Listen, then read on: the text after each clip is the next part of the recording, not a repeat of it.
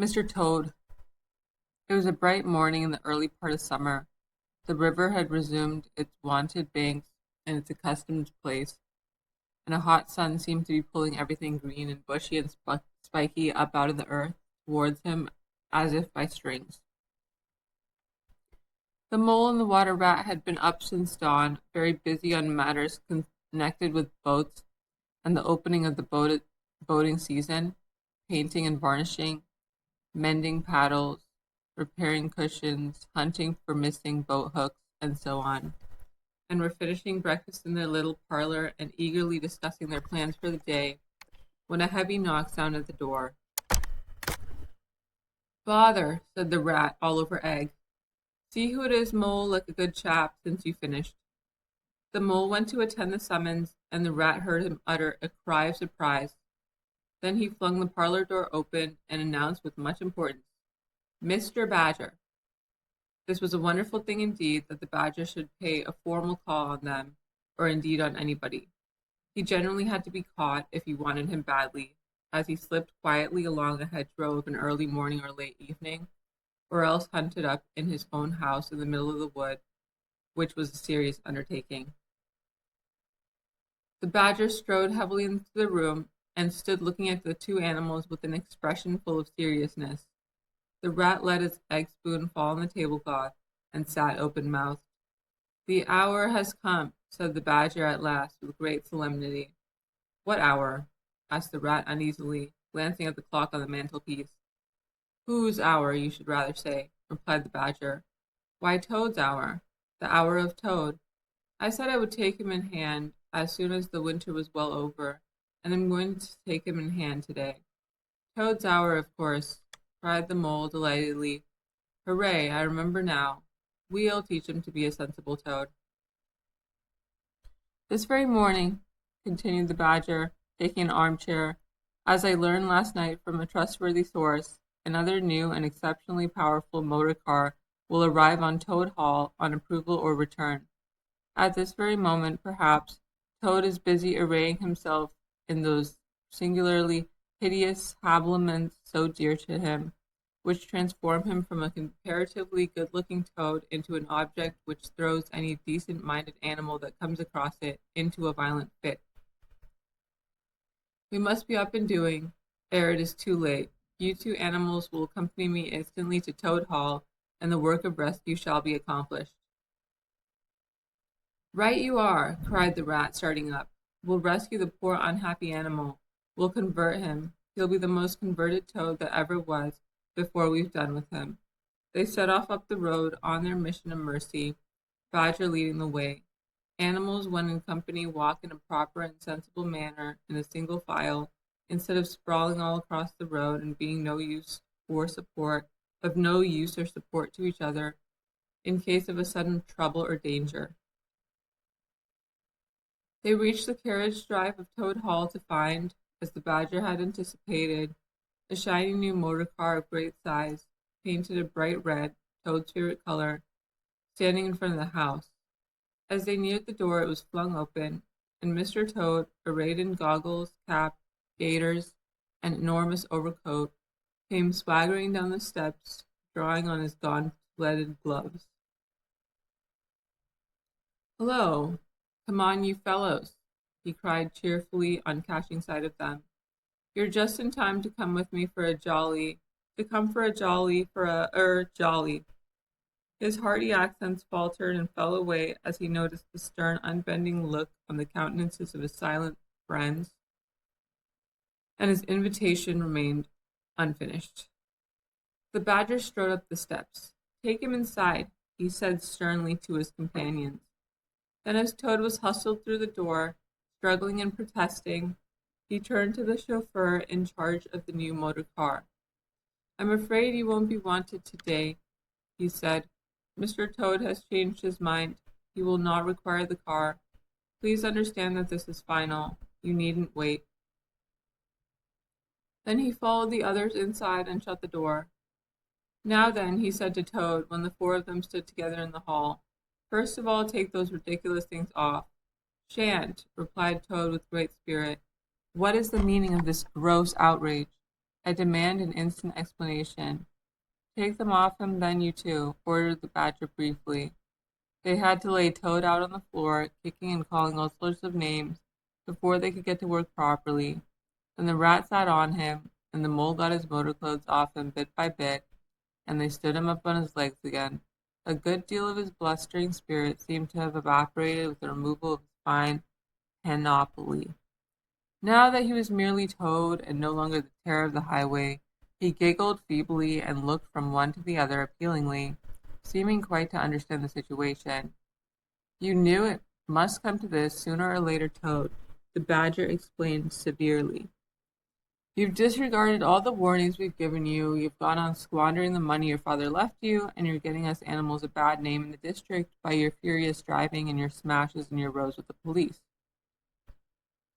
Independence is all very well, but we animals never allow our friends to make fools of themselves beyond a certain limit, and that limit you've reached. Now you're a good fellow in many respects, and I don't want to be too hard on you. I'll make one more effort to bring you to reason. You will come with me into the smoking room, and there you will hear some facts about yourself, and we'll see whether you come out of that room the same Toad that you went in. He took Toad firmly by the arm, led him into the smoking room, and closed the door behind them. That's no good, said the rat contemptuously. Talking to Toad will never cure him. He'll say anything. They made themselves comfortable in armchairs and waited patiently. Through the closed door they could just hear the long continuous drone of the badger's voice, rising and falling in waves of oratory, and presently they noticed that the sermon began to be punctuated at intervals by long-drawn sobs, evidently proceeding from the bosom of Toad, who was a soft-hearted and affectionate fellow, very easily converted for the time being to any point of view. After some 3/4 of an hour, the door opened, and the badger reappeared, solemnly leading by the paw a very limp and dejected Toad. His skin hung baggily about him, his legs wobbled, and his cheeks were furrowed by the tears so plentifully called forth by the badger's moving discourse. Sit down there, Toad, said the badger kindly, pointing to a chair. My friends, he went on, I am pleased to inform you that Toad has at last seen the error of his ways. He is truly sorry for his misguided conduct in the past, and he has undertaken to give up motor cars entirely and forever. I have his solemn promise to that effect. That is very good news, said the mole gravely. Very good news indeed, observed the rat dubiously. If only. He was looking very hard at Toad as he said this, and could not help thinking he perceived something vaguely resembling a twinkle in that animal's still sorrowful eye. There's only one more thing to be done, continued the gratified badger. Toad, I want you solemnly to repeat before your friends here what you fully admitted to me in the smoking room just now. First, you are sorry for what you've done, and you see the folly of it all. There was a long, long pause. Toad looked desperately this way and that, while the other animals waited in grave silence. At last he spoke. No, he said a little sullenly but stoutly, I'm not sorry, and it wasn't folly at all. It was simply glorious. What? Cried the badger, greatly scandalized. You backsliding animal, didn't you tell me just now in there? Oh, yes, in there, said Toad impatiently. I'd have said anything in there. You're so eloquent, dear badger, and so moving and so convincing, and put all your points so frightfully well. You can do what you like with me in there, and you know it. But I've been searching my mind since, and going over things in it, and I find that I'm not a bit sorry or repentant really. So it's no earthly good saying I am, now is it? Then you don't promise, said the badger, never to touch a motor car again? Certainly not, replied Toad emphatically. On the contrary, I faithfully promise that the very first motor car I see, poop poop, off I go in it. Told you so, didn't I? Observed the rat to the mole. Very well then, said the badger firmly, rising to his feet. Since you won't yield to persuasion, we'll try what force can do.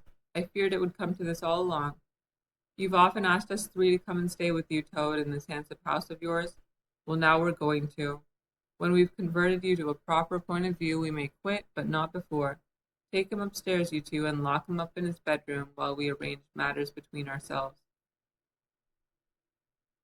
It's for your own good, Toady, you know, said the rat kindly, as Toad, kicking and struggling, was hauled up the stairs by his two faithful friends. Think what fun we shall all have together, just as we used to, when you've quite got over this painful attack of yours. We'll take great care of everything for you till you're well, Toad, said the mole. And we'll see your money isn't wasted, as it has been. No more of those regrettable incidents with the police, Toad, said the rat, as they thrust him into his bedroom.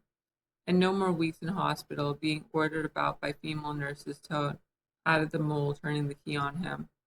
They descended the stair, Toad shouting abuse at them through the keyhole, and the three friends then met in conference on the situation. It's going to be a tedious business, said the badger, sighing. I've never seen Toad so determined. However, we will see it out. He must never be left an instant unguarded. We shall have to take it in turns to be with him till the poison has worked itself out of his system. They arranged watches accordingly. Each animal took it in turns to sleep in Toad's room at night, and they divided the day up between them. At first, Toad was undoubtedly very trying to his careful guardians. When his violent paroxysms possessed him, he would arrange bedroom chairs in rude resemblance of a motor car and would crouch on the foremost of them, bent forward and staring fixedly ahead, making uncouth and ghastly noises till the climax was reached, when turning a complete somersault he would lie prostrate amidst the ruins of the chairs, apparently completely satisfied for the moment. As time passed, however, these painful seizures grew gradually less frequent, and his friends strove to divert his mind into fresh channels, but his interest in other matters did not seem to revive, and he grew apparently languid and depressed. One fine morning the rat, whose turn it was to go on duty, went upstairs to relieve Badger, whom he found fidgeting to me off, and stretched his legs in a long ramble round the wood and down his earths and burrows. Toad's still in bed, he told the rat outside the door. Can't get much out of him except, oh, leave him alone, he wants nothing, perhaps he'll be better presently, it may pass off in time, don't be unduly anxious, and so on. Now you look out, rat. When Toad's quiet and submissive and playing at being the hero of a Sunday school prize, then he's at his artfulest. There's sure to be something up. I know him. Well, now I must be off. How are you today, old chap? Inquired the rat cheerfully as he approached Toad's bedside. He had to wait some minutes for an answer. At last a feeble voice replied, Thank you so much, dear Ratty. So good of you to inquire. But first tell me how you are yourself, and the excellent mole. Oh, we're all right, replied the rat. Mole, he added incautiously, is going out for a run round with Badger. They'll be out till luncheon time, so you and I will spend a pleasant morning together, and I'll do my best to amuse you. Now jump up, there's a good fellow, and don't lie moping there on a fine morning like this. Dear kind rat, murmured Toad, how little you realize my condition, and how very far I am from jumping up now, if ever. But do not trouble about me. I hate being a burden to my friends, and I do not expect to be one much longer. Indeed, I almost hope not.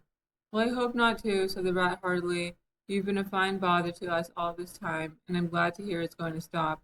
And in weather like this, and the boating season just beginning, it's too bad of you, Toad. It isn't the trouble we mind, but you're making us miss such an awful lot.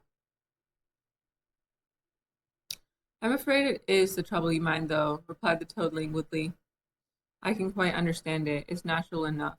You're tired of bothering about me. I mustn't ask you to do anything further. I'm a nuisance, I know.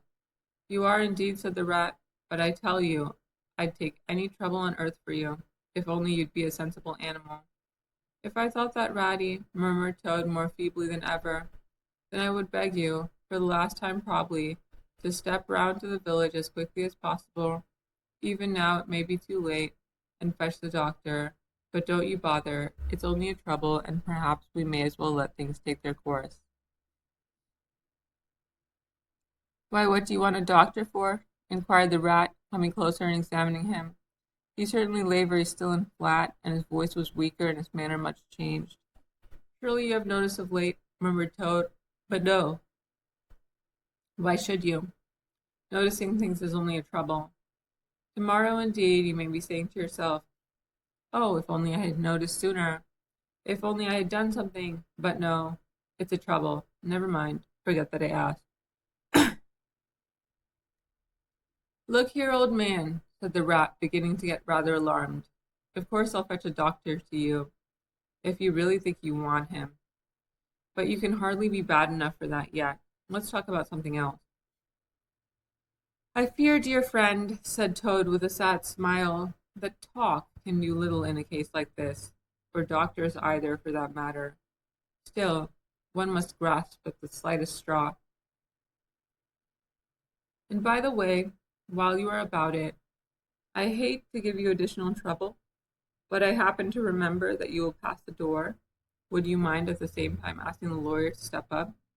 It would be a convenience to me, and there are moments, perhaps I should say there is a moment, when one must face disagreeable tasks at whatever cost to exhausted nature. A lawyer? Oh, he must be really bad, the affrighted rat said to himself as he hurried from the room, not forgetting, however, to lock the door carefully behind him. Outside he stopped to consider. The other two were far away, and he had no one to consult. It's best to be on the safe side, he said on reflection. I've known Toad fancy himself frightfully bad before, without the slightest reason, but I've never heard him ask for a lawyer. If there's nothing really the matter, the doctor will tell him he's an old ass and cheer him up, and that will be something gained. I'd better humor him and go. It won't take very long. So he ran off to the village on its errand of mercy. The Toad, who had hopped lightly out of bed as soon as he heard the key turned in the lock, watched him eagerly from the window till he disappeared down the carriage drive. Then, laughing heartily, he dressed as quickly as possible in the smartest suit he can lay hands on at the moment, filled its pockets with cash which he took from a small drawer in the dressing table, and next, knotting the sheets from his bed together and tying one end of the improvised rope round the central mullion of the handsome Tudor window which formed such a feature of his bedroom, he scrambled out, slid lightly to the ground, and, taking the opposite direction to the rat, marched off light-heartedly, whistling a merry tune. It was a gloomy luncheon for Rat when the Badger and the Mole at length returned, and he had to face them at a table with his pitiful and unconvincing story.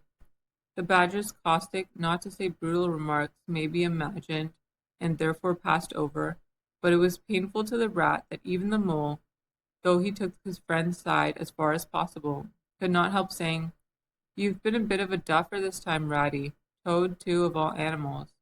"He did it awfully well," said the crestfallen Rat. "He did you awfully well," rejoined the Badger hotly. "However, talking won't mend matters. He's got clear away for the time, that's certain. And the worst of it is, he'll be so conceited with what he thinks is his cleverness that he may commit any folly. One comfort is we're free now and needn't waste any more of our precious time doing sentry go. But we'd better continue to sleep at Toad Hall for a while longer. Toad may be brought back at any moment on a stretcher or between two policemen." So spoke the Badger, not knowing what the future held in store, or how much water and of how turbid a character was to run under bridges before Toad should sit at ease again in his ancestral hall. Meanwhile, Toad, gay and irresponsible, was walking briskly along the high road some miles from home. At first he had taken by paths and crossed many fields and changed his course several times in case of pursuit, but now feeling by this time safe from recapture and the sun smiling brightly on him and all nature joining in chorus of approval to the song of self-praise that his own heart was singing to him, he almost danced along the road in his satisfaction and conceit. "Smart piece of work that," he remarked to himself, chuckling. "Brain against brute force, and brain came out on the top, as it's bound to do. Poor old Ratty! My, won't he catch it when the Badger gets back? a worthy fellow Ratty with many good qualities, but very little intelligence and absolutely no education. I must take him in hand some day and see if I can make something of him. Filled full of conceited thoughts such as these, he strode along, his head in the air, till he reached a little town where the sign of the Red Lion, swinging across the road halfway down the main street, reminded him that he had not breakfasted that day and that he was exceedingly hungry after his long walk. He marched into the inn, ordered the best luncheon that could be provided so such short notice, and sat down to eat it in the coffee room. He was about halfway through his meal when an only too familiar sound, approaching down the street, made him start and fall a trembling all over. The poop drew nearer and nearer, and the car could be heard to turn into the inn yard and come to a stop, and Toad had to hold on to the leg of the table to conceal his overmastering emotion.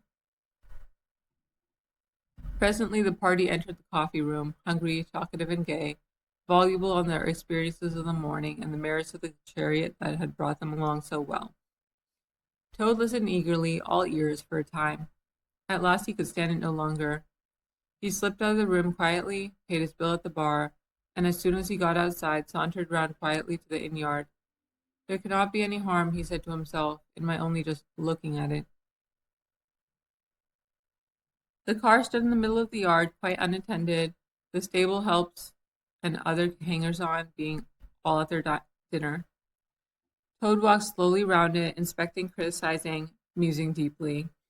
I wonder, he said to himself presently, I wonder if this sort of cart starts easily?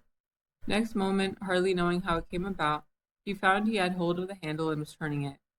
As the familiar sound broke forth, the old passion seized on Toad and completely mastered him, body and soul. As if in a dream, he found himself somehow seated in the driver's seat. As if in a dream, he pulled the lever and swung the car round the yard and out through the archway. And as if in a dream, all sense of right and wrong, all fear of obvious consequences, seemed temporarily suspended. He increased his pace, and as the cars devoured the street and leapt forth on the high road through the open country, he was only conscious that he was Toad once more, Toad at his best and highest, Toad the terror, the traffic queller, the lord of the lone trail, before whom all must give way or be smitten into nothingness and everlasting night. He chanted as he flew, and the car responded with sonorous drone. The miles were eaten up under him as he sped, he knew not whither, fulfilling his instincts, living his hour, reckless of what might come to him. To my mind, observed the chairman of the bench of the magistrates cheerfully, the only difficulty that presents itself in this otherwise very clear case is how we can possibly make it sufficiently hot for the incorrigible rogue and hardened ruffian whom we see cowering in the dock before us. Let me see. He has been found guilty on the clearest evidence, first of stealing a valuable motor car, second of driving to the public danger, and thirdly of gross impertinence to the rural police. Mr. Clerk, will you tell us, please, what is the very stiffest penalty we can impose for each of these offenses? Without, of course, giving the prisoner the benefit of any doubt, because there isn't any. The clerk scratched his nose with his pen. Some people would consider, he observed, that stealing the motor car was the worst offense, and so it is. But cheeking the police undoubtedly carries the severest penalty, and so it ought. Supposing you were to say 12 months for the theft, which is mild, and 3 years for the furious driving, which is lenient, and 15 years for the cheek, which was pretty bad sort of cheek, judging by what we've heard from the witness box, even if you only believe 1/10 part of what you heard, and I never believed more myself, those figures, if added together correctly, taught up to 19 years. First rate, said the chairman. So you had better make it around 20 years and be on the safe side, concluded the clerk. An excellent suggestion, said the chairman approvingly. Prisoner, pull yourself together and try and stand up straight. It's going to be 20 years for you this time.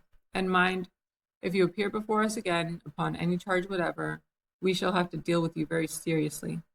Then the brutal minions of the law fell upon the hapless Toad, loaded him with chains, and dragged him from the courthouse, shrieking, praying, protesting, across the marketplace, where the playful populace, always as severe upon detected crime as they are sympathetic and helpful when one is merely wanted, assailed him with jeers, carrots, and popular catchwords, past hooting school children, their innocent faces lit up with the pleasure they ever derived from the sight of a gentleman in difficulties. Across the hollow-sounding drawbridge, below the spiky portcullis, under the frowning archway of the grim old castle, whose ancient towers soared high overhead, past guard-rooms full of grinning soldiery off duty, past sentries who coughed in a horrid, sarcastic way, because that is as much as a sentry on his post dare to do, to show his contempt and abhorrence of crime, up time-worn, winding stairs, past men-at-arms in casket and corselet of steel, darting threatening looks through their vizards, across courtyards where mastiffs strained at their leash and pawed the air to get at him, past ancient warders, their halberds leant against the wall, dozing over a pasty and a flagon of brown ale, on and on, past the rack chamber and the thumbscrew room, past the turning that led to the private scaffold, till they reached the door of the grimmest dungeon that lay in the heart of the innermost keep. There at last they paused, where an ancient gaoler sat fingering a bunch of mighty keys. "Odds bodikins," said the sergeant of police, taking off his helmet and wiping his forehead. "Rouse the old loon, and take over from us this vile toad, a criminal of deepest guilt and matchless artfulness and resource. Watch and ward him with all thy skill, and mark thee well, greybeard, should aught untoward befall, thy old head shall answer for his, and a murrain on both of them." The gaoler nodded grimly, laying his withered hand on the shoulder of the miserable toad. The rusty key creaked in the lock, the great door clanged behind them, and Toad was a helpless prisoner in the remotest dungeon of the best guarded keep of the stoutest castle in all the length and breadth of merry England.